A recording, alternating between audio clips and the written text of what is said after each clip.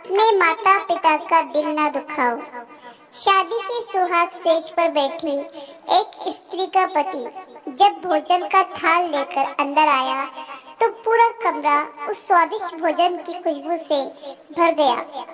उस स्त्री ने अपने पति से निवेदन किया कि माँ जी को भी यही बुला लेते हैं तो हम तीनों साथ बैठकर भोजन करते हैं।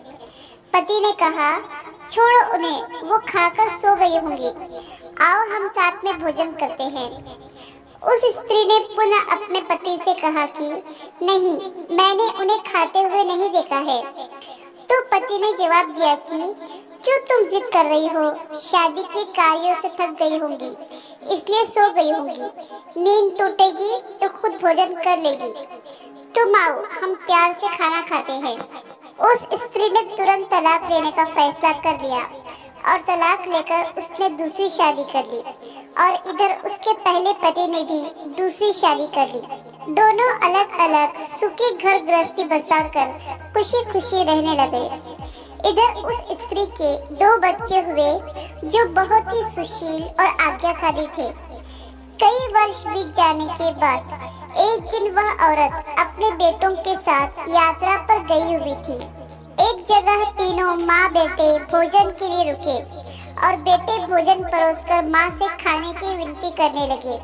उसी समय उस स्त्री की नजर सामने एक फटे हाल, भूखे और गंदे से एक वृद्ध पुरुष पर पड़ी जो इस स्त्री के भोजन और बेटों की तरफ बहुत ही कातर नजर से देख रहा था।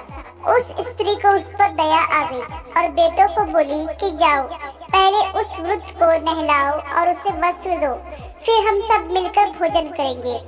बेटे जब उस वृद्ध को नहलाकर कपड़े पहनाकर उसे उस स्त्री के सामने ले आए तो वह स्त्री आश्चर्यचकित रह गई। वह वृद्ध वही था जिससे उसने शादी की सुहाग रात को ही तलाक ले लिया था।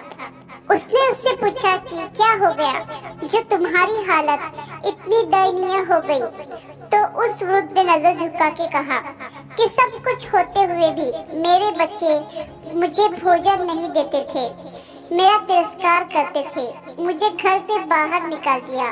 उस स्त्री ने उस वृद्ध से कहा कि इस बात का अंदाजा तो मुझे तुम्हारे साथ सुहागरात को ही लग गया था, जब तुमने पहले अपनी बूढ़ी माँ को भोजन कराने के बजाय उस स्वादिष्ट भोजन के थाल लेकर मेरे कमरे में आ गए और मेरे बार बार कहने के बावजूद भी आपने अपनी माँ का तिरस्कार किया।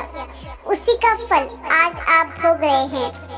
माता पिता के साथ तुम्हारा सलूक एक ऐसी कहानी है जिसे लिखते तो तुम हो, लेकिन तुम्हारी संतान तुम्हें पढ़कर सुनाती है। जैसा व्यवहार हम अपने बुजुर्गों के साथ करेंगे, उसे देखा देखकर हमारे बच्चों में भी यही गुण आता है कि शायद यही परंपरा है। याद रखना, माँ बाप नाराज तो ईश्वर नाराज। इस कहानी पर आपकी क्या राय है, हमें कमेंट करके जरूर बताइए। कहानी पसंद आए तो लाइक, सब्सक्राइब और शेयर जरूर कीजिए।